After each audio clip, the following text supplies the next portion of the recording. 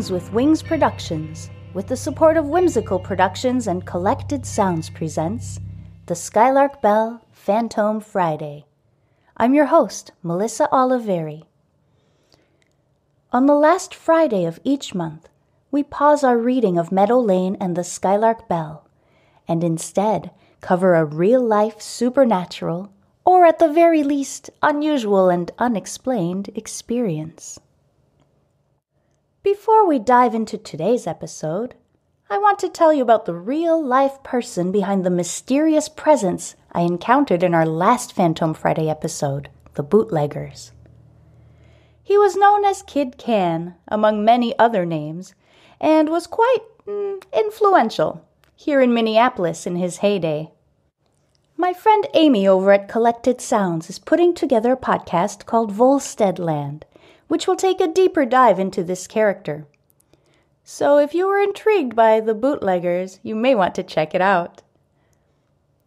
In today's episode, we will recount a series of strange events, or glitches, that came to us from Amy, host of our partner podcasts Collected Sounds and Volsteadland. I'd also like to let you know that I recently had the pleasure of being interviewed by Ken Volante for his podcast, Something Rather Than Nothing.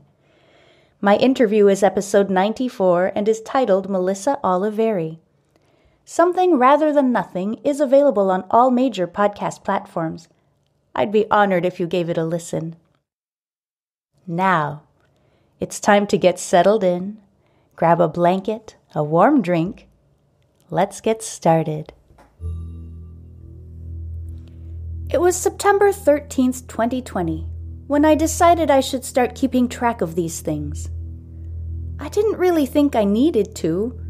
I didn't really see a pattern. Until the scissors.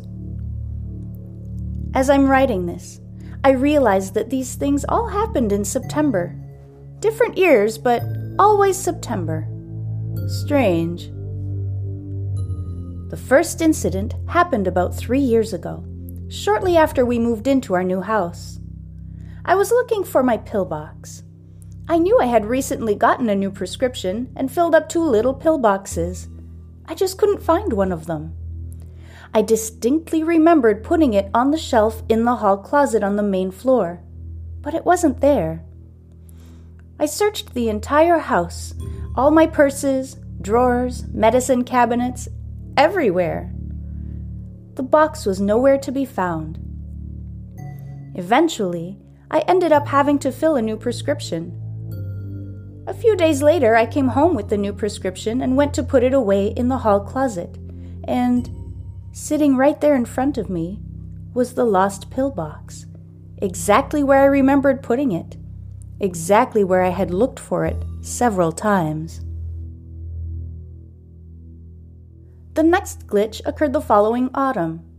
I was downstairs and glanced at our Echo show, noting that the time said 2:58 p.m. I went outside and did some planting of vegetables and repotted some plants. I felt like I was out there for at least 20 minutes.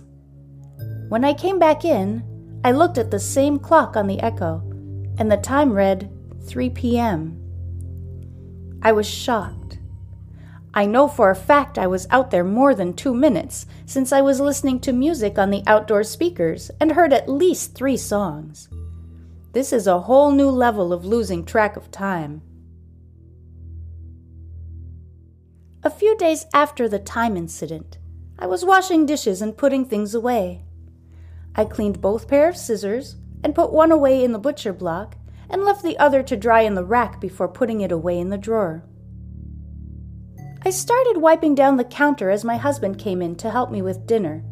He was arranging things on the stove and handed me something to wash. I took it from him, then looked down at my hand in shock. He had handed me the scissors that I had just washed and put away, only they were dirty again. There's no way he could have gotten the scissors from where I had left them without me noticing. I was standing next to the butcher block and the drying rack the whole time. I was too stunned to even figure out which of the 2 pairs of scissors he had handed me. I just did my best to shake off the troubling sense of déjà vu as I washed them again. A few weeks after the scissor incident, I got a notice on my phone that I had an email from my friend Melissa. I didn't read it right away as we were eating dinner. A few moments later, I got a text from Melissa saying, "I just sent you an email and I forgot to say..." The timestamp on the text was 5:49 p.m. Just over an hour later, at 7:08 p.m., I got another text message from her saying, "I just got home and when I looked at my computer, I realized my email hadn't been sent. I'm sending it now." But when I checked my email account, the message was there, and time-stamped 5:43 p.m., just moments before Melissa's original text telling me she sent it. How did I get the email at 5:43 p.m. when she didn't actually send it until 7:08? The next evening, my husband and I were shutting down the basement before going to bed. I made a point to close the curtains for privacy, knowing that I'd be taking a shower the next morning.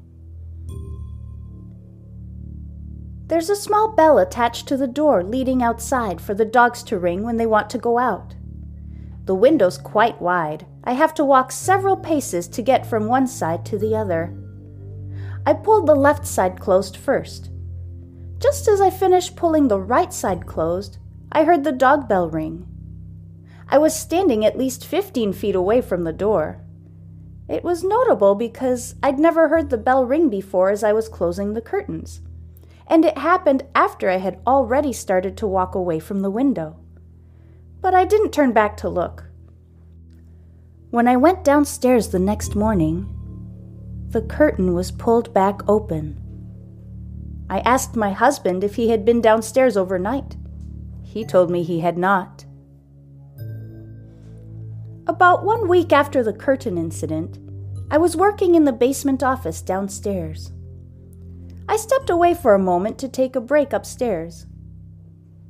As I was walking back to my office, I noticed that my large, bright orange water cup was on the bar in the main area of the basement.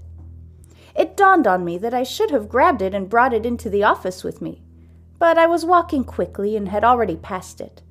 I told myself I would grab it next time I stepped out for a break. I walked back into my office and froze in shock.